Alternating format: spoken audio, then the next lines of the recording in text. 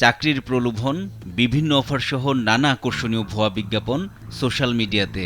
এই লোভনীয় ফাঁদে পা দিচ্ছেন অনেকেই, আর এটাকেই কাজে লাগিয়ে মোটা অঙ্কের টাকা হাতিয়ে নিচ্ছে প্রতারক চক্র। শনিবার রাতে রাজধানীর বসুন্ধরা আবাসিক এলাকায় অভিযান চালিয়ে প্রতারক চক্রের 4 সদস্যকে গ্রেপ্তার করে ডিবি। সেখানে অনলাইন জুয়া ও সাইবার প্রতারণার বিশাল নেটওয়ার্ক পরিচালিত হচ্ছে, যাদের একজন ক্ষুদ্র নৃগোষ্ঠীর, বাকি 3 জন চীনের নাগরিক। গোয়েন্দা পুলিশ বলছে, চক্রটির মূল হোতা হংকংয়ে অবস্থান করছে, তবে ভিয়েতনাম সহ বিশ্বের বিভিন্ন দেশেই এমন প্রতারণা করে থাকে। সপ্তাহখানেক হলো এসেছেন বাংলাদেশে। যদি সময়মতো গ্রেপ্তার করা না যেত, তাহলে বিদেশে পাচার হয়ে যেত মাসে অন্তত 250 কোটি টাকা।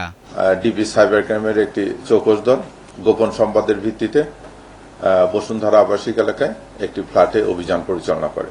আমরা পুরো ফ্ল্যাটে যাই। বসুন্ধরা টিস্যু, অশুদ্ধতার বিরুদ্ধে এক বিন্দুও ছাড় নয়।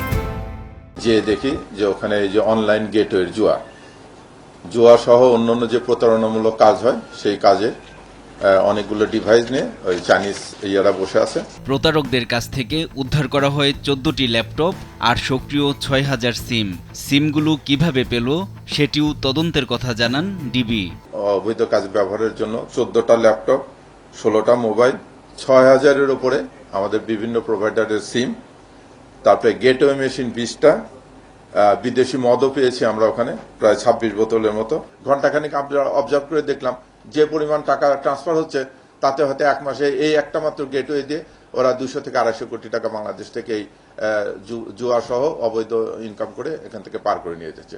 লোভনীয় কোনো অফার পেলেই যাচাই বাছাই ছাড়া সেখানে ক্লিক না করতে পরামর্শ দেন পুলিশের এই ঊর্ধ্বতন কর্মকর্তা। লোভে পড়ে আমরা কিন্তু দিন দিন সর্বশান্ত হচ্ছে। এই ব্যাপারে আপনারা সবাই জনগণকে সচেতন করবেন। এনআই নাহিদ, দেশ টিভি, ঢাকা।